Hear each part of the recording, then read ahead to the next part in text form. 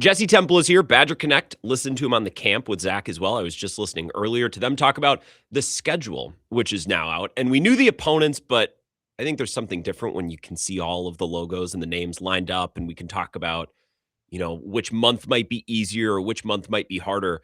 Do you have a takeaway on the ordering or the sequencing? Was there a stretch of games or a month that you found to be very important or a stretch of games that you deemed challenging? Was there anything about the logistics or the sequencing of the schedule that jumped out to you? Well, I'm with you, Grant, because even though we knew who Wisconsin was going to play, it's one thing to see the teams and another to see the order and try and understand what this is going to look like and when you get the bye week. I think the first 5 Big Ten games will tell us all we need to know about this team Really? and kind of progress that it's made. And you could say that about a number of stretches. Obviously, they're opening the season against Notre Dame at Lambeau Field, and that is going to be very telling. But I do feel like even if Wisconsin doesn't play well in a matchup like that, they've got a real opportunity here with the rest of this schedule because what was the big talking point a year ago at this time? How difficult the schedule appeared to be on paper. And it proved every bit uh, the truth because they played what ESPN ultimately deemed to be the hardest schedule in college football. They played 7 AP top 25 teams.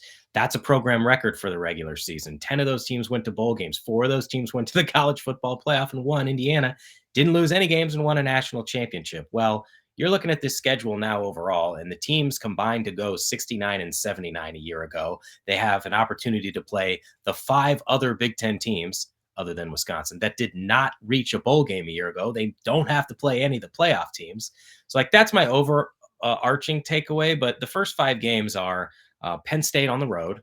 And I think it's tough to know what to expect with any of these teams because they're all going to have 40 plus dudes. But Iowa State coach Matt Campbell is now at Penn State. Former Northwestern coach Pat Fitzgerald is now at Michigan State, and that's the second game Wisconsin has to play. Former James Madison coach Bob Chesney is at UCLA, and that's the third game Wisconsin has to play. So they've got to play at UCLA, they've got to play USC at home, and then at Iowa, a team that's beaten the Badgers 4 in a row. Those are your first 5 Big Ten games, and while it's more manageable than a year ago, there's still a lot of challenges. Well, let me ask you, Penn State, Michigan State. Those two jump out to me because those programs have new coaches. And it's hard to know what to expect. And I heard you talk about this with Zach too, and you just made mention of it. Like, yeah, you think these teams are easier on paper. The schedule's easier on paper. Who knows? Because every program's got 30, 40 new guys. And Penn State, Michigan State specifically have new coaches. Don't you think it's, I would say, incredibly important for Luke Fickell and his staff and his program to show up in those games and not look outclassed? Because if they get outclassed or if they look to be on the level below Matt Campbell or Pat Fitzgerald, those guys just got there. So shouldn't we look at matchups like that to say, well, Wisconsin should be the more buttoned up, built up program. They should look like they're a couple of years into this process against a team that's just getting started. Yes, but you're also, if you're Matt Campbell, bringing a whole bunch of Iowa State dudes, there's probably some level of continuity there that you wouldn't normally have. And Penn Good State point. is able to recruit at a really high level. I think that's always a tough game. Wisconsin has lost 6 straight games to Penn State, and they haven't played in state college since 2018. That was way back when Jack Cohn was making his first career road start. So those opportunities don't come along often. But the Michigan State game is certainly a very important barometer. They all are to a degree.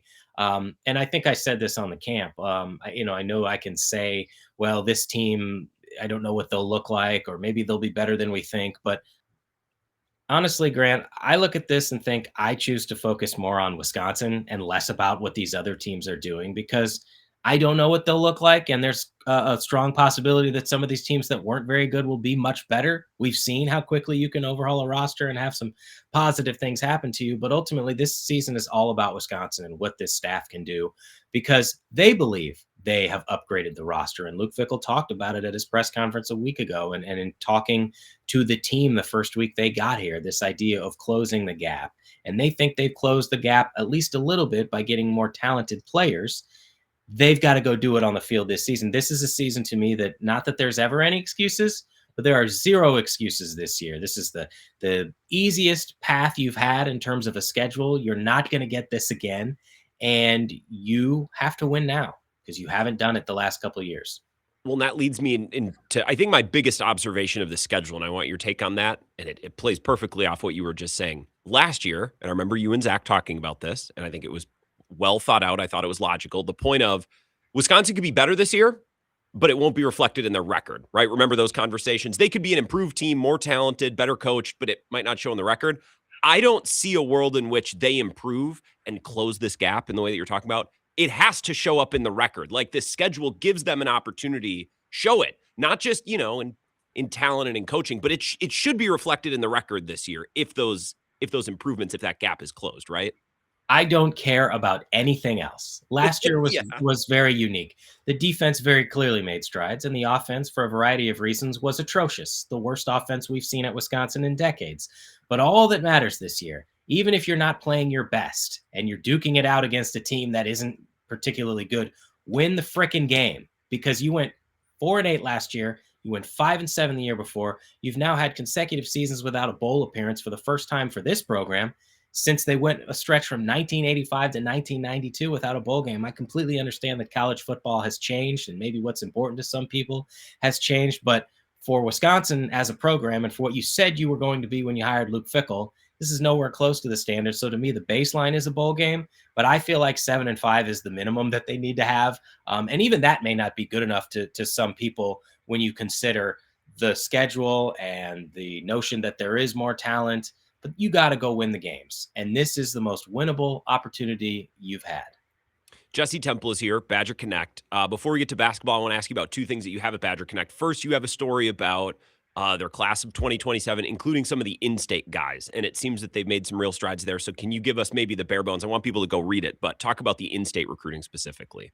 We talk about this often because Wisconsin is unique. There are not always or ever 30 or 40 top level Division One, especially Big Ten level players.